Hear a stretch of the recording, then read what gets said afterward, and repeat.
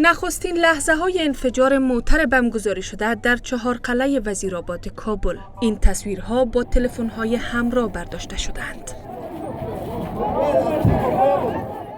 گواهان رویداد میگویند که مواد انفجاری کارگزاری شده در یک موتر کرولا زمانی منفجر شد که موترهای با شیشه‌های سیاه از این محل عبور می‌کردند.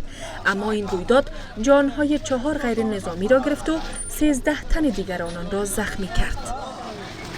موتر زری دیگه هم پیش روی ازی بود. این وقتی که میرسه که موتر چی را بزنه این زری را اینجا انفجار میکنه. تو مشخص معلوم نیست که آیا خارجی بوده داخلیش نمیفهم. قدر میفهمیم که اثر انفجار از ماین مغناطیسی و بعداً حریق تیل و توسط تیل سرای چوب که در جوارشان بود صورت میگیره که همهشان با آتش بالا میشن. انفجار این موتر بم گذاری شده در حد نیرومند بوده که در کنار این که این بخش این چوب فروشی را به خاکستر مبدل کرده، خانه های مسکونی را هم در محل رویداد آسیب زده، شیشه های خانه ها فرو ریختند و از دکانداران این محل قربانی گرفتند.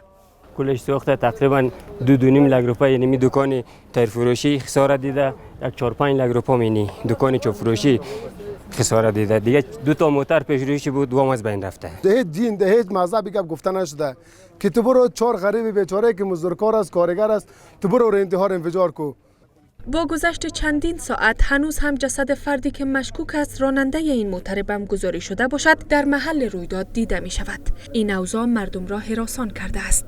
تابکه انفجار، تابکه در بدرید این مملکت و لحاظ قرآن سرنوشت این مملکت معلوم کنه که آینده این مملکت چه خواهد شد. هنوز روشن نشده که هدف این انفجار چه کسی بوده است و وزارت امور داخله و فرماندهی پلیس کابل نیز در این باره چیزی نگفتند.